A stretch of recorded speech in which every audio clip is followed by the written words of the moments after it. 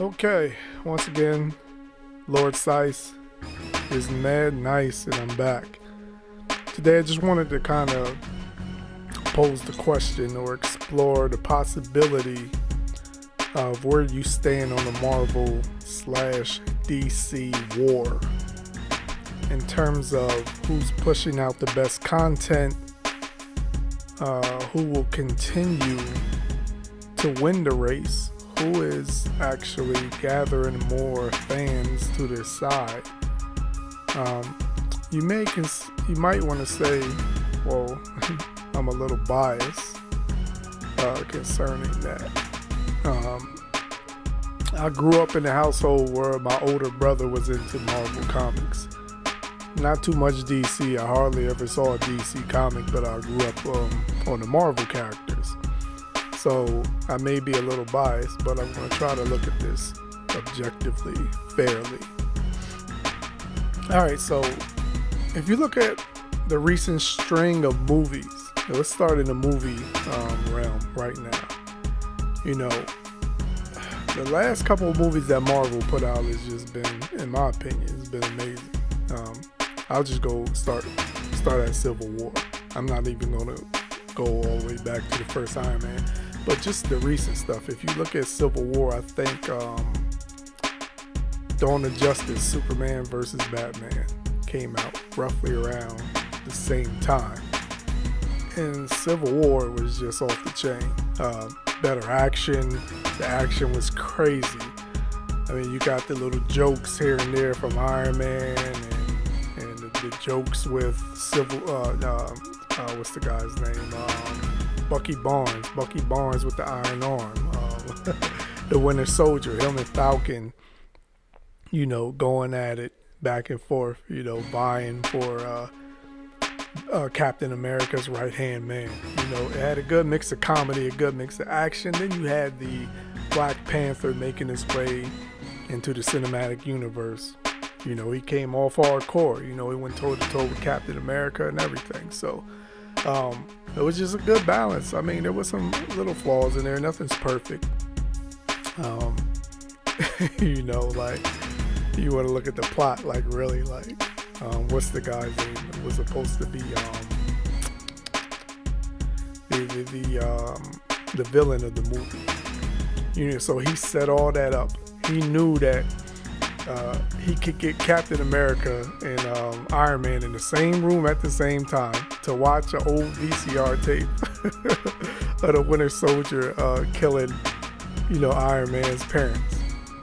You know, that's kind of far-fetched. You know, that because what did he do to get them there? You know, so you want to say he set that plot up just to get them in the room like that? I mean, that's kind of far-fetched. But anyway, nothing's perfect. But when you look at Batman versus Superman, a lot of people dog that movie.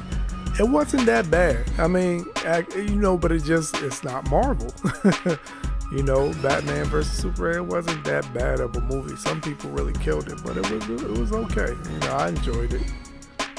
And now my expectation levels weren't high because everybody was dogging it. Maybe that helped, but it was a fairly decent movie. But compared to the Marvel cinematic universe and the Marvel movies, was it as great? No. Then you look at Doctor Strange, this Doctor Strange movie that just came out.